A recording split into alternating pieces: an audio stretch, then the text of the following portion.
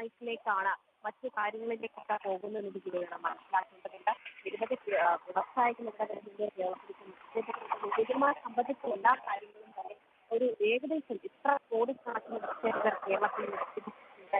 ഏതൊക്കെ പദ്ധതികളാണ് നടപ്പിലാക്കാൻ പോകുന്നത്, ഏതൊക്കെ രീതിയിലുള്ള പുതിയ യൂണിക്കായിട്ട് ഏതൊക്കെ രീതിയിലുള്ള പുതിയ പദ്ധതികൾ കേരളത്തിലേക്ക് എത്തുന്നുണ്ട് എന്നൊരു കാര്യത്തിലെല്ലാം സർക്കാർക്ക് വ്യക്തമായൊരു ധാരണ ഉണ്ടായിട്ടുണ്ട്. ഏകദേശം ഇന്ന് വൈകിട്ട് ഒരു 4 മണിയോടുകൂടി തന്നെ സമാപന ചടങ്ങുകളിലേക്ക് കടക്കും. ആ ഒരു സമയത്ത് കേരളത്തിന്റെ ഒരു ഇൻവെസ്റ്റ് മേഖലയിൽ ഉണ്ടാക്കിയിരിക്കുന്ന ഒരു മാറ്റങ്ങളെപ്പറ്റി മുഖ്യമന്ത്രി പിണറായി വിജയൻ പറയുമെന്ന് തന്നെ പ്രതീക്ഷിക്കുന്നു. വൃന്ദ. ശരി രേണു.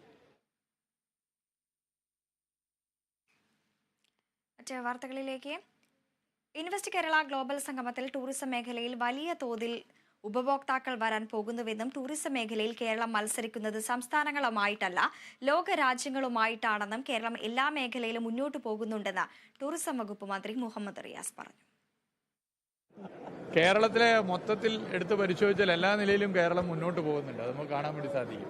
ഇപ്പൊ ടൂറിസം മേഖലയിൽ 2 വർഷം മുമ്പ് ടൂറിസം ഇൻവെസ്റ്റേഴ്സ് മീറ്റ് സംഘടിപ്പിച്ചിരുന്നു. അതിന്റെ ഭാഗമായി തുടങ്ങിവെച്ച പദ്ധതികൾ കേരള ടൂറിസം ഇൻഫ്രാസ്ട്രക്ചർ ലിമിറ്റഡ് നടത്തിക്കൊണ്ടിരിക്കുകയാണ്. അതിനെ നീക്കുന്നുണ്ട്. ഇപ്പൊ ഇവിടെ ഒരുപാട് പദ്ധതികൾ ടൂറിസം മേഖലയിൽ കൊണ്ടുവന്നു. അത് ധനകാര്യ വകുപ്പ് മന്ത്രി പ്രഖ്യാപിച്ചപ്പോൾ തന്നെ ടൂറിസം ഇൻഡസ്ട്രി വലിയ സന്തോഷത്തിലാണ്. ഇപ്പോ ഇൻവെസ്റ്റേഴ്സ് മീറ്റിന്റെ വലിയ ഗുണഭോക്താവായി മാറാൻ വേണ്ടി പോകുന്ന ഒന്ന് ടൂറിസം സെക്ടറാണ്, ടൂറിസം മേഖലയാണ്. അതിന് വ്യവസായ വകുപ്പ് മന്ത്രിയോടും മുഖ്യമന്ത്രിയോടും എല്ലാവരോടും പ്രത്യേകം നന്ദി പറയുകയാണ്. ടൂറിസത്തെ വലിയ പ്രാധാന്യത്തോടു കൂടി കണ്ടിരിക്കുകയാണ്. ഇൻവെസ്റ്റ് കേരള ഒരു ട്രെൻഡായി മാറിക്കഴിഞ്ഞു. ഞാനതിന് മറ്റു വശങ്ങളിലേക്ക് ഇപ്പോൾ ഇതുപോലൊരു പരിപാടിയിൽ മറ്റു വിവാദ കാര്യങ്ങളിലേക്ക് ഒന്നും പോകുന്നില്ല. അപ്പോൾ ഒരു ട്രെൻഡായി മാറിയിട്ടുണ്ട്. വളരെ പോസിറ്റീവ് വൈബാണ്. അതാണ്. മുണ്ടക്കൈ ചൂരൽമല പുനരധിവാസത്തിൽ ഒരു തരത്തിലുമുള്ള വൈകലില്ലെന്ന് മന്ത്രി കെ രാജൻ. 2025-2026 വർഷത്തിൽ തന്നെ നിർമ്മാണ പ്രവൃത്തി പൂർത്തിയാക്കിയ വീട് കൈമാറാനാണ് സർക്കാർ തീരുമാനമെന്നും അനാവശ്യ വിവാദങ്ങളിലേക്ക് പോകരുതെന്നും മന്ത്രി പറഞ്ഞു.